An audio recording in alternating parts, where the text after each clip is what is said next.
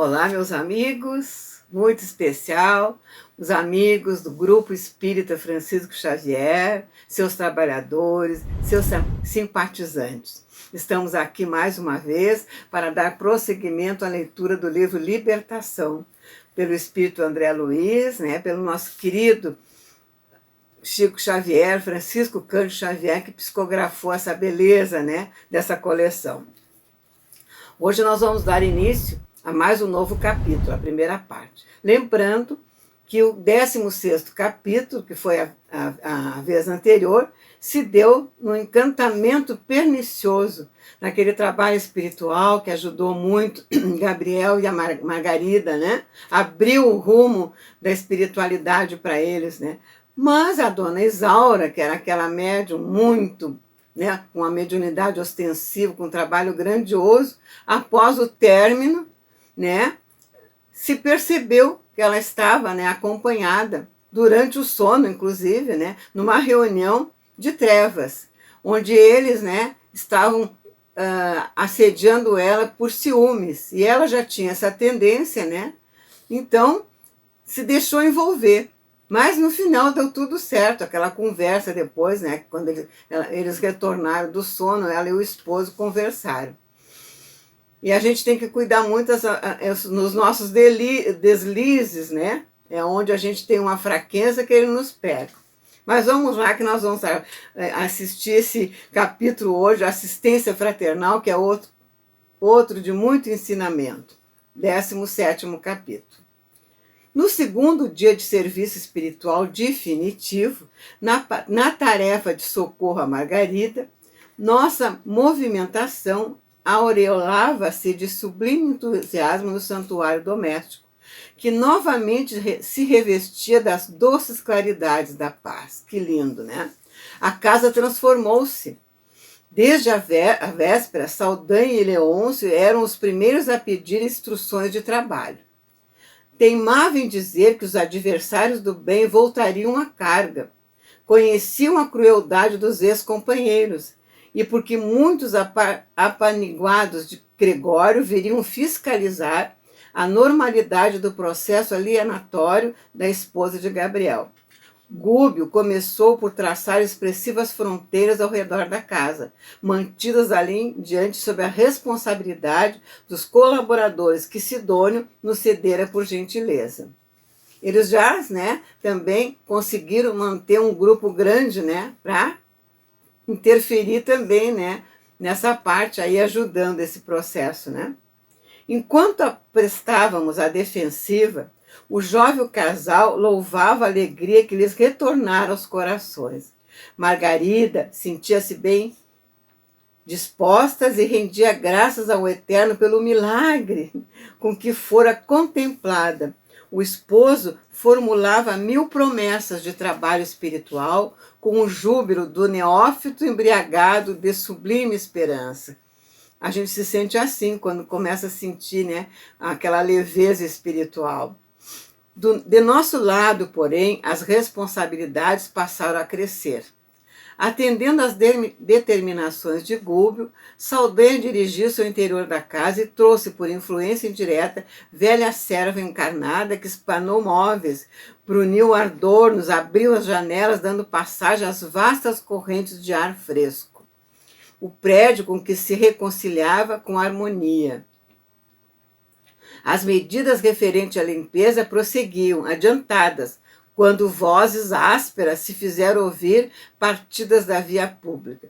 Eu vou fazer uma paradinha aqui para lembrar como é importante essa questão da limpeza, da abrir as janelas, deixar o sol entrar, muda a vibração, como aqui, deu para perceber que ela vivia naquela quarto encerrada, com aqueles problemas todos, com aqueles assédios todos, do momento que se viu livre, a própria vibração, e vejo que bonito o trabalho da inspiração da serva para poder ir lá e fazer essa tarefa, Mas vamos lá.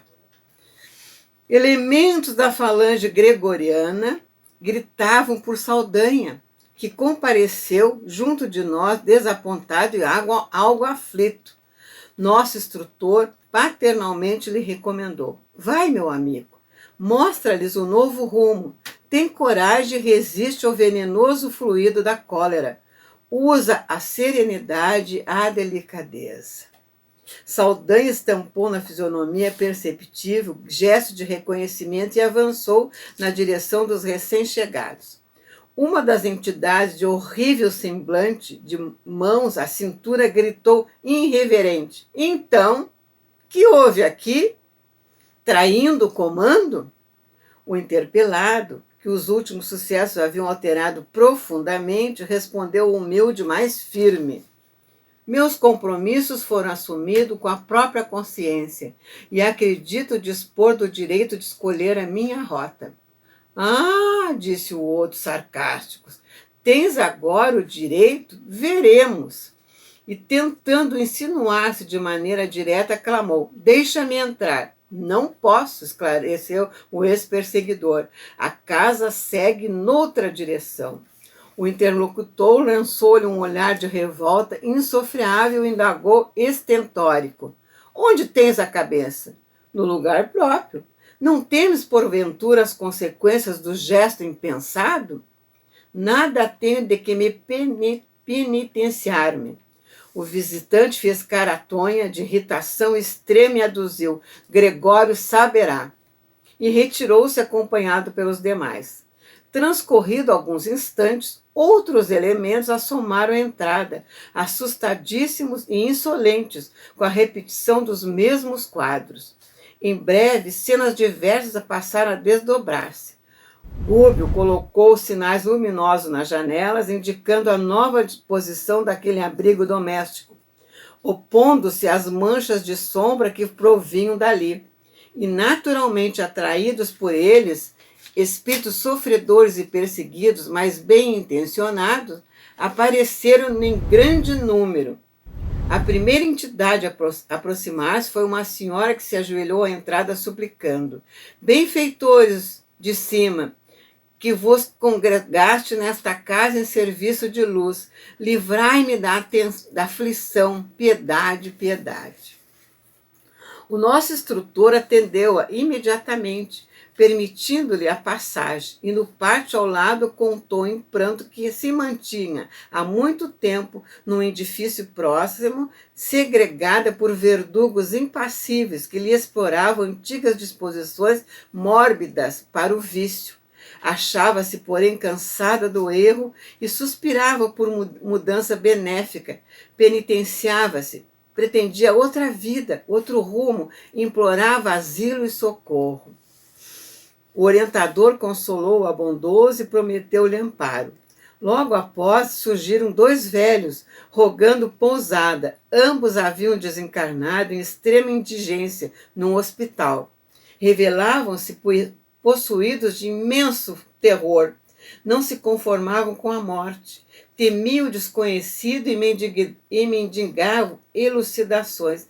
Pareciam de verdadeira loucura. Curiosa Drama compareceu pedindo providências contra espíritos pervertidos e perturbadores que, em grande bloco, lhe não permitiam aproximar-se do filho, instigando-o à embriaguez. Outra veio solicitar recursos contra os maus pensamentos de um espírito vingativo, que lhe não dava ensejo à oração. Vejam só, né, a luz o que faz, né, meus amados? Eles foram atraídos por aqueles benefícios que aconteceu naquela casa, por toda aquela manifestação e em volta a luz que começou a irradiar, porque o Gúbio fez isso nas janelas, né? Veio vindo aquelas entidades para pedir socorro. Que bonito isso, né? A gente não imagina que dentro do nosso lar, quando a gente faz o evangelho no lar, acontece isso. As entidades vêm também trazidas para ouvir o nosso evangelho.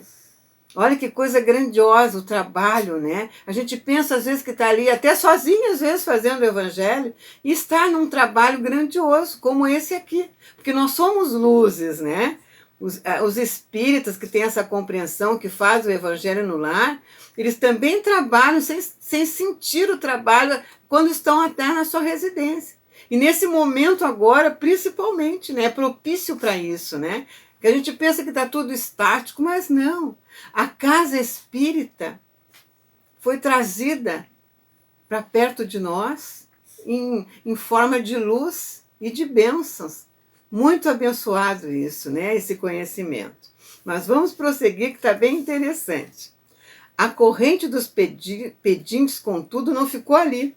Tive a ideia de que a missão de Gubbio se convertera, de repente, numa avançada instituição de pronto-socorro espiritual. Olha que lindo!